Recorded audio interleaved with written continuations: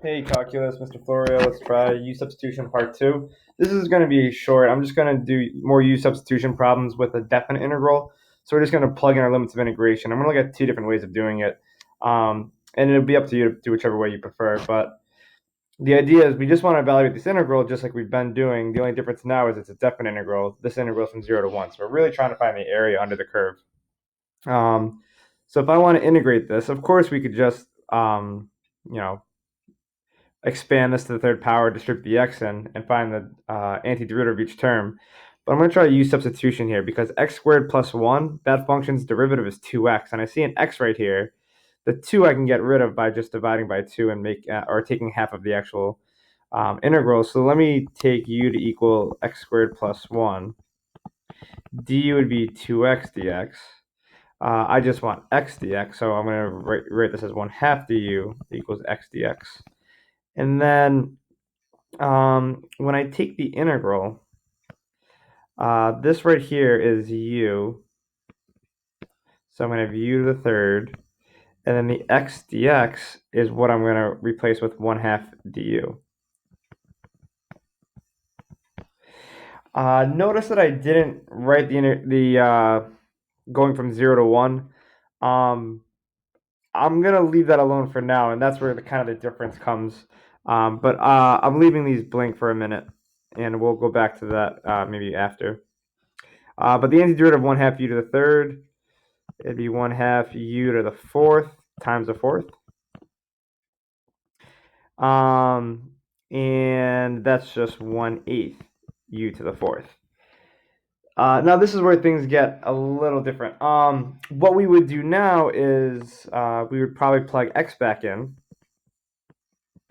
and u in terms of x is just x squared plus 1 to the fourth. And now I'm going to use those limits of integration 1 to 0. This is fine, so I just plug back x in. The limit stays the same, 0 to 1. So it's going to be 1/8 times 1 squared plus 1. So that's like f of b minus f of a minus 1/8 times 0 squared plus 1. Oh, this is all to the fourth. To the fourth. And 1 squared is 1. 1 plus 1 is 2. So I'm going to have 1/8 times 2 to the fourth. Let's see, 0 squared is 0, plus 1 is 1. 1 to the fourth is 1/4. So 1/4 times 1/8. 1/4, excuse me. 1 to the fourth is 1. 1 times an eighth is an eighth. 2 to the fourth is 16. So 16 over 8 is 2. Let's keep it as 16/8 because 16/8 minus 1/8 is 15/8. And that's it. So the only difference really here is just plug your limits of integration in at the end and you're good. Just remember we're going from 1 to 0. So we plug in 1 and we plug in 0 and we're okay. Now an alternate way to have done it is, I'm going to jump right here. We got to this step here, and the limits of integration, I can change those and not have to substitute the x squared plus 1 at the end. If u equals x squared plus 1, then I can find out what u is when x equals 1. So if I plug 1 into that function, then u of 1 is 1 plus 1, which is 2. And if I want to find u of 0, right, if I plug 0 into this expression of u, it's going to be 0 squared plus 1, which is 1. So u of 0 equals 1.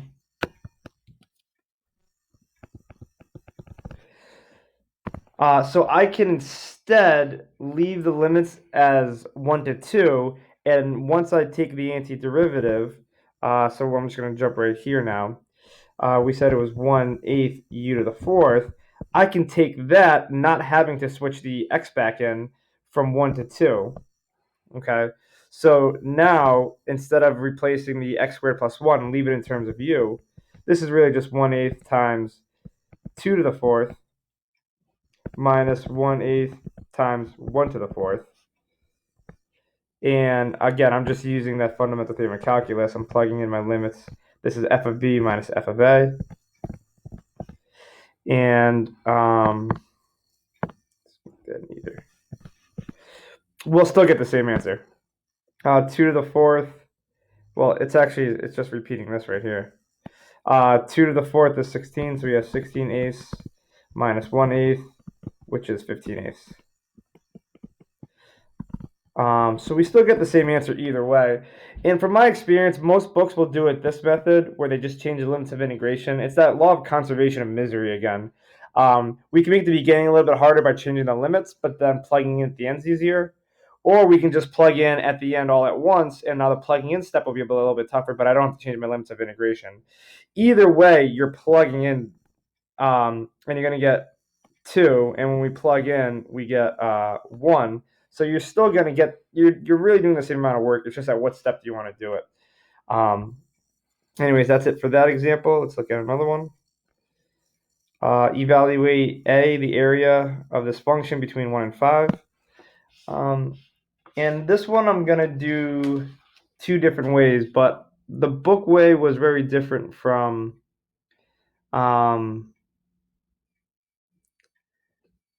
the way that I did it. So here we go again. I'm going to start off with the way I did it and then show you the way the book did it. And let's see what we get here. I want to take this antiderivative, and I don't really have I have a kind of like functions out of functions here. I have a quotient. There's no quotient rule. I have a functions out of function. Let's try U-substitution. And the difference between the two methods is I'm going to take U to be 2x minus 1, see if that works. In version 2, I'm going to take U to be something else and see if I can still get the right answer. So if I were to take U to be 2x minus 1, I still need to get this x dx to show up. And I can get x to show up by just solving this expression. If I add 1 to both sides and divide both sides by 2, I can get x by itself that way. So now I can replace this with u, and I can replace this with the u plus 1 over 2. To get dx, I'm just going to use this piece right here. The derivative of du is going to be 2 dx. And I just want dx, so this is really the same thing as saying half of du equals dx. So now I have this dx can be replaced, and everything in here will be substituted for. So we have the integral. Now x, I'm replacing with u plus 1 over 2. So that's x over the square root of u, and u is 2x minus 1. So this is the square root of u. And dx is really 1/2 du. Now let's just clean this up a little bit. This is the same thing as the integral. 2 times 2 is 4. This is 1/4.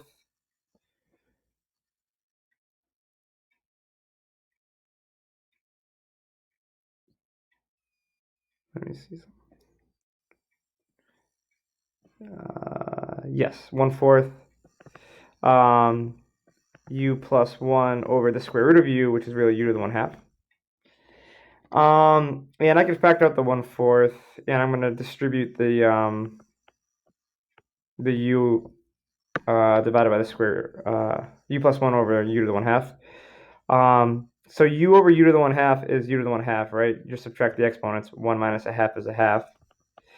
And 1 over u to the second would be u to the negative 1/2. 1 over u to the 1/2 is u to the, let me rewrite this for a second in 2 steps. So this is really u over u to the 1/2 plus 1 over u to the 1/2. And then now I'll go here. So 1 minus 1/2 is 1/2. And then 1 over u to the 1/2 is the same thing as u to the negative 1/2, and I brought the 4 outside. Okay, so my limits of integration, I could either change them like I did up here, or I could change them in at the end. It doesn't matter. I guess I'll just change them in at the, I'm just going to do it now. U, when I plug in 5, it's 2x minus 1, so 2 times 5 is 10. Minus 1 is 9. And if I plug 1 into u, 2 times 2, 2 times 1 is 2. 2 minus 1 is 1. So I'm going to go from 1 to 9. Where are we? Okay, so let's do it. This is going to be 1/4. Now, the antiderivative of u to the 1/2 would be u to the 3/2 times 2/3. And the antiderivative of u to the negative 1/2 would be negative 1/2 plus 1 is positive 1/2. Divided by a half is the same thing as multiplying by 2. And we're going from 1 to 9. So this is going to be 1/4 times, let's see, 2/3 times 9 to the 3/2 plus 2 times 9 to the 1/2. So we're just plugging in those limits of integration here. So first we plug in 9.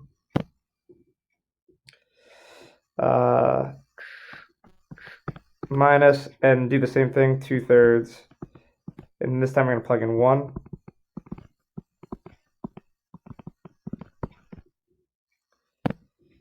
That's our other limit of integration. And let's see how much of this we can do in our heads here. So we have the 1/4. Let's see, 9 to the 3/2. Well, the square root of 9 is 3. 3 to the 3rd is 27. 27. So this is really 27. So 27 divided by 3 is 9. 9 times 2 is 18. 9 to the 1/2, that's the square root of 9, which is 3. 3 times 2 is 6. And so that's the first part. Minus, let's see, anything 1 to any power is just going to be 1. So it's really going to be 2/3 plus 2. So 2/3 plus 2. 2 is the same thing as 6/3. So 6, 7, so that'd be 8/3. So we have 1/4. That's 24 minus 8/3. That's going to end up being altogether 64/12, which is 16/3. Okay, so the idea that's different from this video and the last videos is that we just have limits of integration that we have to plug in. The hard part of this problem is just the antiderivative. Plugging in the stuff once we get to this point isn't so bad. But again, U-substitution can be pretty tricky. So that's the way I did it. So this you can call, I don't know, version 1. The book did it a little bit differently. They took u to be something a little bit different. They said, let's take u to be the square root of 2x minus 1. And they made that work. If u equals the square root of 2x minus 1, I want to get x, and I can actually get x by, if I square both sides, the square root goes away. And then I could solve for x by adding 1 to both sides and then dividing both sides by 2. And with this piece right here, if I take the derivative of both sides, the derivative of the left side, the derivative of 1/2 is a constant. The derivative of u squared over 2 would be 2u over 2, or just u, du, and the derivative of x would just be dx. So just take the derivative of both sides of this, and that's what we get. And then things work out a little bit nicely. We have our integral. Let me just erase this piece. So we have x taken care of. We have, I can rewrite x as u squared over 2 plus 1/2. So this part's all set. The dx is all set. And the bottom is just u. So the x I'm going to rewrite as u squared plus 1 over 2. Right, that's the same thing as this. Over the square root of 2x minus 1 is u, so it's not the square root of u, that's just u. And dx would just be u du.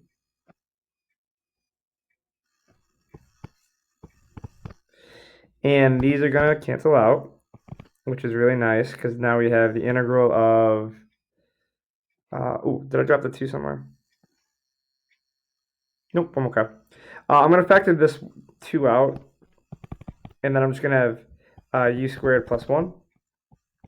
And this is going to be a piece of cake to take the antiderivative of. Before that, let me find out my limits of integration here. If I plug in 5 and if I plug in 1, if I plug in 5 to 2x minus 1, the square root of that, that would be 2 times 5 minus 1, which is 9. The square root of 9 is 3.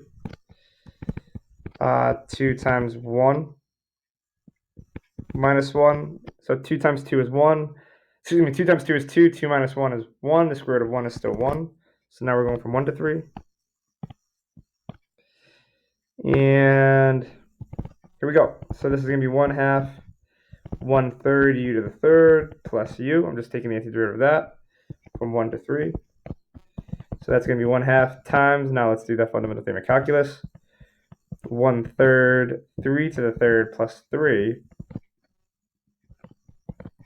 minus 1/3 1 to the third plus 1.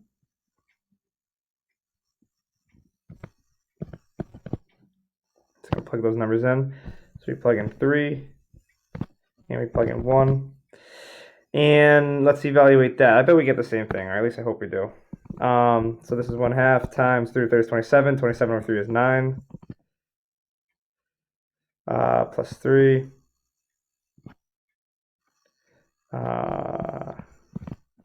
Minus, that's going to be 1/3 plus 1. 1 is 3/3. So this is really just 4/3. 9 plus 3, 9, and 3 is 12. Let's see if this works out. So let's see, we have 1/2, and then let's see, 12 is the same thing as 36/3. So 36/3 minus 4/3 would be 32/3. And let's see, 2 over 32, that's going to be 16/3. And yeah, we do get the same answer. Again, calculus is not an easy class, and here's just an example of just kind of some messy work and a lot of algebra. The idea here is illustrating kind of like, all right, I can take u to be a couple different things and still make it work, which is cool to see. If you look down here, this was the original question. Find the area of this function between 1 and 5. And doing that integral without U-substitution, I'm not sure how we could go about it. But what we did is we took this blob of area that we're looking for and just kind of reshaped it into a different blob, but we didn't add any or subtract any area. So the amount of area to fill in this pink space is the same area as we did to fill in this space right here. And when I rework the question into this, the values are the same, they just look different, but this version of it allows me to actually take an antiderivative a lot nicer, and same thing here. Doing that a lot nicer rather than what we started off with. So again, the main idea here is just being able to use the fundamental theorem of calculus, which you could have seen in this example right here. This is just another tough integral to do. And when you get into Calc 2, you learn more and more techniques. And either way, the area under the region is 16/3. We just reform the area to look like something a little different. We did talk about even and odd functions, but I'm not going to go into detail about that. I think I'm going to just not put anything like that on a quiz or a test. At most, it'd be a bonus question, so we're not going to talk more about even and odd functions. Anyways, that's it. Hope that helped. See you next week.